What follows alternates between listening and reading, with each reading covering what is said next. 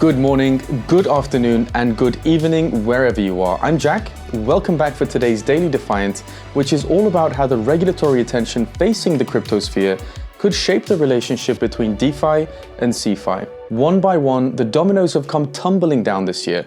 Sam Bankman-Fried caused the world's third largest centralized exchange, FTX, to collapse, along with its trading arm Alameda. We then had Kwon's Terraform labs wiping out $45 billion from the markets, and of course, the failed crypto hedge fund Three Arrows Capital, whose founder Su Zhu just had the audacity to claim that the recent FTX contagion has set crypto back years. Now, it's unclear what's coming next, but I think most analysts and investors will bet on more regulatory scrutiny in crypto, especially after these events. Last week, JPMorgan put out a report stating just this, and I think it's really worth looking at their analysis, as about a third of the report is dedicated to arguing why DeFi will fail to capitalize on this year's crash, and why the big winners coming out of all of this will be the centralized exchanges. Thanks to Oasis for sponsoring this video, more on them later. The JPMorgan report really matters because following the major centralized exchange collapses of this year, many in DeFi were starting to echo the sentiment that transparent, non-custodial systems like DeFi are far better at protecting consumers than CeFi or TradFi, thanks to user rights being enshrined in smart contracts. However, it seems from the JPMorgan report at least, that there are a number of reasons why this shift to DeFi might not be as close as we thought it would be. So the regulatory developments set to be imposed are likely to have a significant impact on whether or not decentralized exchanges will experience the type of increased adoption we've been expecting. But before we get into the details of why decentralized exchanges might struggle to gain dominance over their centralized counterparts, a quick word from today's sponsor, Oasis. As the most trusted entry point to make a protocol, Oasis.app aims to do the same for DeFi. Now, on Oasis.app, you can do more than just borrow DAI. Use Multiply to change exposure to your collateral, and earn to increase your staked ETH yield by up to 3x. Stay relaxed while Vault automations protect your positions and maximize your returns.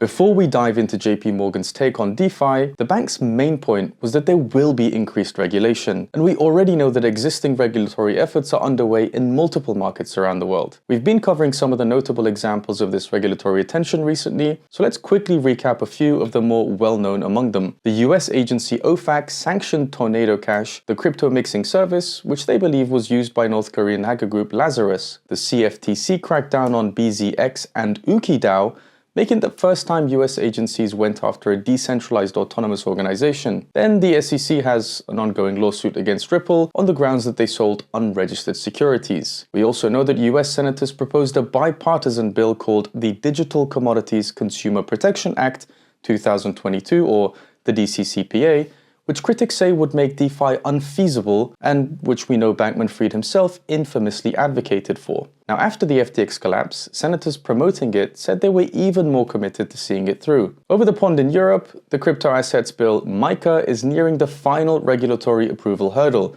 And in the UK, where Rishi Sunak has been called the first crypto-friendly prime minister, the Financial Services and Markets Bill was reformed to help regulate crypto assets. So what are the new regulations actually focusing on? Well, according to JPMorgan, consumer protection will become a core part of the regulatory changes, at least for the digital assets industry. They also think that it's likely that regulators will demand mining companies to detail their energy consumption and mandate that stablecoin issuers hold ample liquidity in the form of deposits. And the general consensus here, at least by financial analysts, is that the increased regulatory requirements will force exchanges to submit to regular auditing of assets, reserves, and liabilities to avoid catastrophic meltdowns like the FTX saga. In the end, they claim the added security measures to reduce DeFi hacks by criminal organizations, demanding exchanges have got enough collateral, and encouraging investors to hold their own keys in cold wallets all amount to the type of positive change DeFi could really benefit from.